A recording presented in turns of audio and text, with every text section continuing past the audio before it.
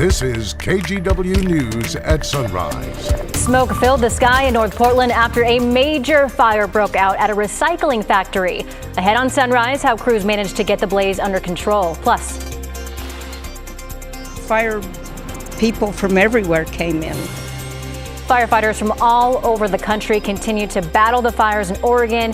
Hear how residents in Tide Valley are expressing their gratitude. And this morning, we're meeting the Oregon Zoo's newest addition. We have more on Bugsy, the armadillo, coming up in just a few minutes. Good morning, and thank you so much for joining us on your Thursday here. It's just you and I, kid. Yeah. As we've been saying all morning. Yeah. Such a big desk, and we're wasting most of it.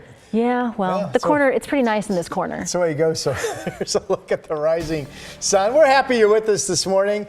There she is, coming up. Another sunny day and another day with warm to hot temperatures expected this afternoon. As this weather pattern just keeps continuing. But there are signs that finally next week we break the heat for a number of days. Now, right now we're at 60. Obviously, the morning hours are comfortable. I have a 75 degrees at noon and making it up to about 88. I do feel we'll stop shy of 90. Yesterday it was 88, so today would be similar. Sun going down tonight, by the way, at 8:53. No thunder chance in our two states today. Everybody will be dry, China. All right, Rod, thank you for that. We start with breaking news overnight. A man is dead after a single car crash on I-5. This was at the Hayden Island exit where police were dispatched around 12:30. They say the man died before they arrived. We are working to get more information on who was involved. We'll keep you posted as we learn more. Nearly 100 firefighters raced to the scene of a massive fire at a recycling center in North Portland. The fire broke out Wednesday afternoon in a scrap metal heap at a Radius Recycling, formerly known as Schnitzer Steel, in the St. John's neighborhood. Our Thomas Schultz joins us from the recycling center with more. Thomas.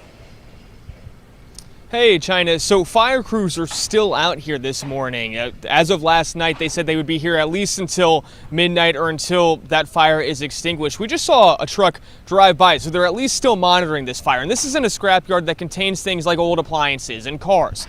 Let's show you what that fire looked like yesterday. Firefighters doused the flames with foam and water that they actually pulled from the Willamette River. Crews from across the Columbia, all the way up in Vancouver, came across state lines to help fight those flames too. And smoke, that was a big problem. Crews urge people to stay indoors if they are near the fire and make sure to have their windows closed too, as fire crews worked, get this, in tandem with workers at that recycling facility to contain the fire by using large cranes to move fuel off the burning scrap heap. There are articulating cranes that are grabbing material and moving, reducing the size of the fuel on the pile. As that fuel is in the claw and being transferred, crews are hitting that with a nozzle to make sure that the material is not on fire. And get this isn't the first fire to happen here recently. There was another at this same facility just a few months ago. China? All right, Thomas Schultz reporting live for us. Thank you, Thomas. Now to some other headlines that we were following this morning. The body of renowned chef Naomi Pomoy has been recovered from the Willamette River. Pomoy was floating the Willamette River in Corvallis Saturday afternoon with her husband and some friends when authorities say their inner tubes and paddleboard, which were tied together, hit some sort of snag and Pomoy went under. The deputies say people canoeing the river found her body between Corvallis and Albany. Her family has been notified. Pomoy was a legend in the culinary industry who won a James Beard Award and is widely credited with helping make Portland's food scene what it is today. Naomi Pomoy was 49 years old. A federal appeals court has sided with the family of a Clark County man shot and killed in 2020. You may remember the family of Kevin Peterson filed a wrongful death lawsuit against the Clark County Sheriff's Office. The 21-year-old was shot during a failed drug sting in a Hazeldale parking lot.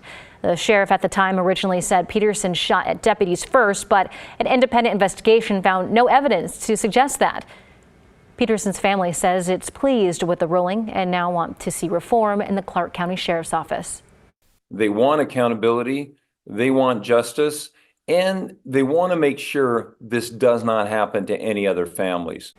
The trial is scheduled in federal court for early next year. A new spending line in Multnomah County's budget is raising eyebrows. Leaders reportedly hired a consulting firm to create a new mission statement at a price tag of $250,000. For that sum, the Oregonian reports the county got a grand total of 7 sentences describing its mission and priorities. The firm reportedly spent a year surveying county employees and focus groups and wrote up to an 89-page report that lays out everything that they did. County leaders told the Oregonian that the statement will serve as a first step in creating a, quote, indispensable organization plan. Oregon Governor Tina Kotek unveiled a new proposal yesterday to try and boost the amount of funding schools get by $500 million. The governor's office says that the changes would address an increase in inflation, declining enrollment, and the loss of federal pandemic relief. Now, the goal here is to have funding that more accurately matches what schools actually need. So the governor is now directing state agencies to change the way funding is divided up over the 2-year budgets so districts get slightly more money in year 2. She's also asking for compensation cost for teachers and other staff to be calculated based on more recent data. And the third step would make sure local property tax fluctuations are taken into account for the full 2-year budget cycle. The Oregon Zoo has a new member of its family. This is a new pint-sized armadillo pup. Mom and Dad welcomed Bugsy on June 10th. He's a 3-banded armadillo and recently had his 1-month checkup, weighing just 14 ounces. Bugsy will be in a private den for now as he bonds more naturally with his parents. Rod Hill, you spent a lot of time with armadillos in your day. Well, yes, quite the armadillo guy I am. That means I worked in Texas once upon a time, and I saw him There you go. scurrying about at times. Did you ever pick one up? And I did not. Oh. I got the feeling that although I enjoyed seeing them, we wouldn't get along too well. So I didn't touch. it's because of who you root for the person- Super Bowl. Well, and my personality, but a lot of reasons, really. Here's a look at our satellite picture. You can have the mainly clear skies. I mean, I say mainly clear because it's really smoky, really hazy across growing areas of eastern and central Oregon. And then we have a marine deck.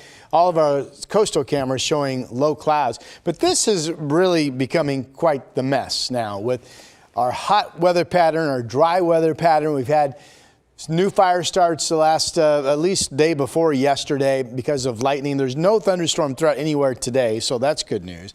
But where you see the yellows and especially these orange-red bullseyes, this is thick wildfire smoke.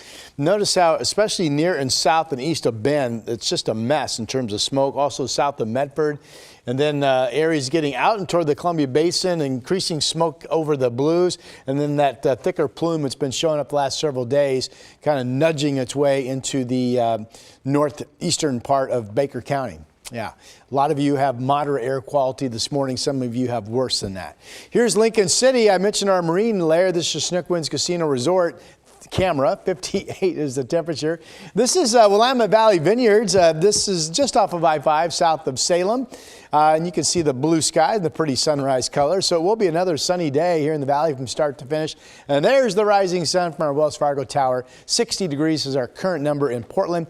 It's 56 in Salem. Temps kind of where they have been lately. 56 up in Astoria, 63 over in Bend. 49, the cool spot down in Burns. Congratulations to you folks. That sounds great.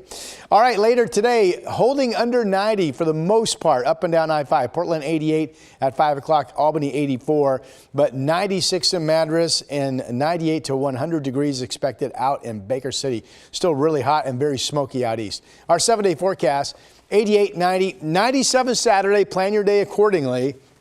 And then next week, looks like we'll finally break what has been with us since July 3rd, and that is every single day being mid-80s to 90s. We could actually only be in the 70s the back half of next week. Did I say that? Well, yeah, I did.